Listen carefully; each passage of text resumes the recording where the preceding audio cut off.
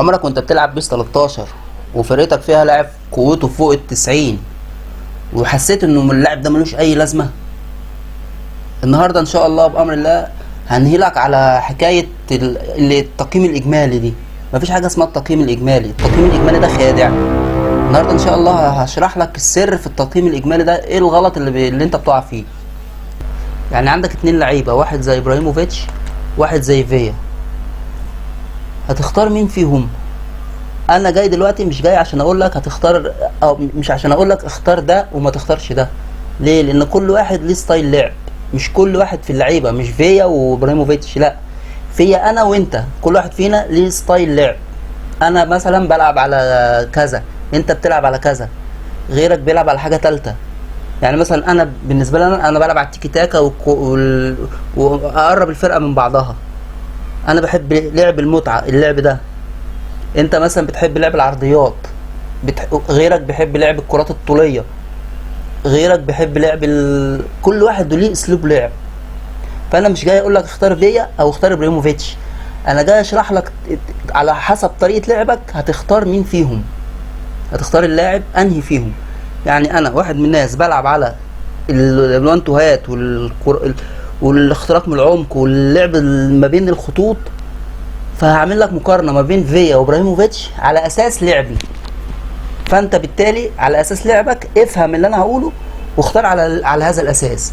بالنسبه لابراهيموفيتش، يعني بص، لو جيت كده احط لك الاثنين لعيبه في خانه واحده، هعمل لك مقارنه صغيره ما بين فيا وابراهيموفيتش، وهقول لك ليه انا بميز لاعب عن لاعب.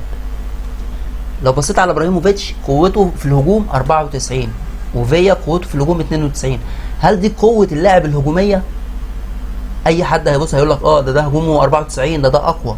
لا، الهجوم ال 94 وال 92 دي هو حاجات مميزات في المركز، هو بيتميز بيها في المركز. ليه ده فرق عن دوت باتنين؟ لان دقه الجري بالكوره عند ابراهيموفيتش 94. طب دقه الجري بالكوره ديت اللي المفروض يبقى متميز بيها لاعب زي خط النص. يعني لاعب زي خط النص ماشي، لازم يبقى متميز بالجري بالكوره لانه هيبقى عايز وقت يجري بيه بالكوره، لكن مهاجم ما بيجريش كتير بالكوره، عايز يخلص. فالنقطه زي ديت هي اللي علت ابراهيموفيتش، لان دقه الجري بالكوره في ابراهيموفيتش اعلى من فيا. دقه التسديد الاثنين زي بعض. التحكم في الكوره بردك، التحكم في الكوره مش دي بتاعت المهاجم، مش دي وظيفه المهاجم. وظيفه المهاجم انه يخلص، انه يسدد، انه اول كوره تتلعب له بينيه وهو بيتحرك، اول تحرك ليه في الطلعه، مش في سرعته. هو واقف ثابت، اتلعبت له كوره بينيه، اول جاريه ورا الكوره دي اللي بتفرق لاعب عن لاعب. اللي هي ايه؟ اللي هي الطاقه متفجره اللي انت شايفها طاقه متفجره ديت عند فيا 87. ايه يعني ايه طاقه متفجره؟ طاقه مش متفجره دي مش يعني مش قوته ولا انه عنده طاقه، لا، اللي هو لعيب ثابت. انت دلوقتي معاك الكوره عند الجون بتاعك وبتبني الهجمه، فاللعيب لسه ثابت، المهاجم بتاعك فيا لسه ثابت، فطاقه متفجره 87. يعني اول ما هتلعب له البينيه، اول خطوه هيجريها هيسبق المدافع. ممكن تكون السرعه بتاعته زي المهاجم غيره، لكن في اول كوره بيجري عليها، اول طلعه يتحرك فيها هي اللي بتفرق. هو بيسبق المهاجم بسرعه، دي اسمها طاقه متفجره، اللي هي اول خطوه يتحرك فيها. دي حاجه من الحاجات اللي هتميز المهاجم. ايه الحاجه التانية؟ مثلا حاجه مثلا زي سرعه البديهه. ايه سرعه البديهه دي؟ ما عندي سرعه البديهه وعندي السرعه الفرديه. السرعه الفرديه دي قلنا هي قوه سرعتك انت في الجري، قوه جسمك في الجري. طب سرعه البديهه دي قوه عقلك انت في التفكير. يا فرحتي، انت رجليك سريعه بس ما عندكش سرعه تفكير. ايه اللي بيفرق ده عن ده؟ سرعه البديهه اللي هي سرعه تفكيرك في الكره الثانيه، او الكره اللي مش موجوده معاك.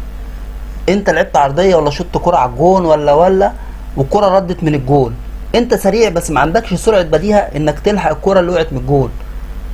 اللي عنده سرعه بديهه هو اللي بيبقى افضل من اللي عنده السرعه الفرديه. يعني في الوقت دوت فيا سرعه البديهه بتاعته 90. اي كره بتترد من الجون او بتقع من المدافعين او المدافع ما بياخدهاش، او اي كوره بيبقى محتاجه لاعب تاني يجري عليها قبل ما حد يلحقها، اللي بيبقى عنده السرعه البديهه اعلى. ففي الوقت دوت فيا، عشان كده انا بفضل فيا عن ابراهيموفيتش، مع ان فيا 82 لو بصيت عليه من بره، يعني لو بصيت عليه من هنا فيا 82، ابراهيموفيتش 93. لكن لو بصيت على الاثنين، المقارنه ما بينهم، في المقارنه ما بينهم بالنسبه لنا فيا اقوى، فيا احسن. ليه؟ اولا في دقه التسديد الاثنين زي بعض.